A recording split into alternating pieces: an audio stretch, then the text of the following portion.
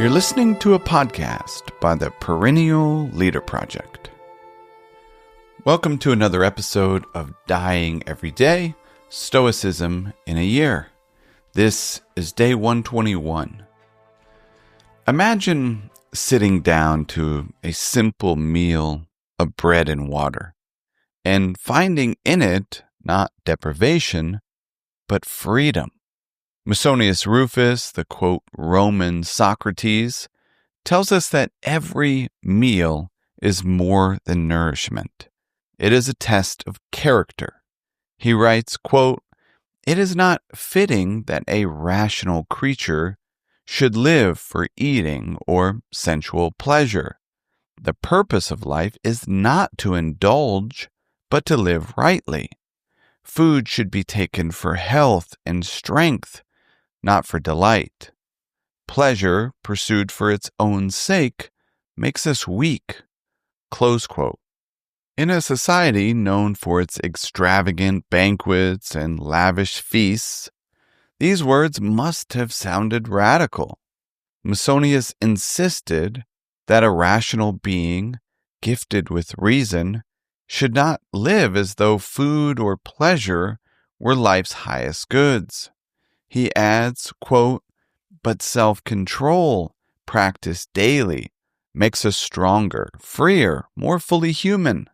Let every meal be an opportunity to practice virtue, not a moment of indulgence." Close quote.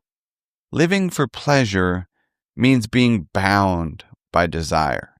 In contrast, living with discipline leads to freedom. When we chase pleasure for its own sake, we become reliant on factors beyond our control.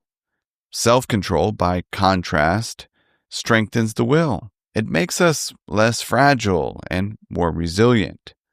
Pierre Hadot, a well-known interpreter of Stoicism, explained in Philosophy as a Way of Life how these teachings fit into the broader practice of philosophy. Quote, "For the Stoic, every action, however trivial it might appear, is an opportunity to practice virtue.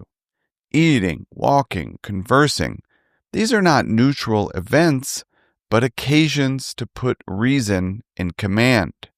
Hadot continues, "The discipline of desire requires us to want nothing that does not depend on us.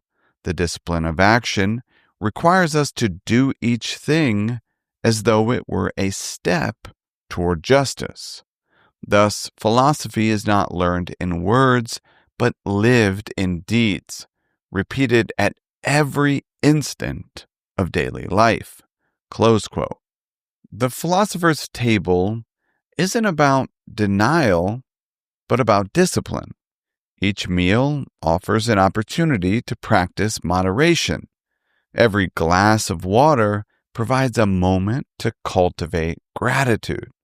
A meal can serve as a training ground where we learn self-control, one choice at a time. This does not mean that joy is absent. In fact, Musonius would argue the opposite.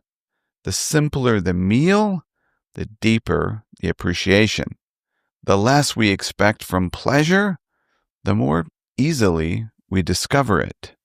Simplicity, not extravagance, is what frees us to savor without dependence. The lesson is clear. Every aspect of life is connected to philosophy.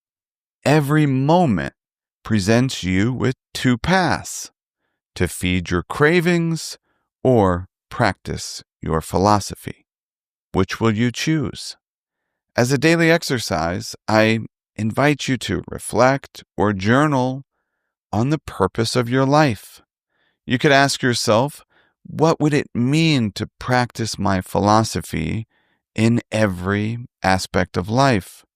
Or consider, how can I make meals and other routine activities an opportunity to practice the virtue of temperance? Thank you for listening to Dying Every Day, Stoicism in a Year. I hope you found something useful for daily life. If you enjoy what we're doing here and want to support the project, consider becoming a Perennial Meditations member. And finally, as always, I urge you to put what you heard into practice.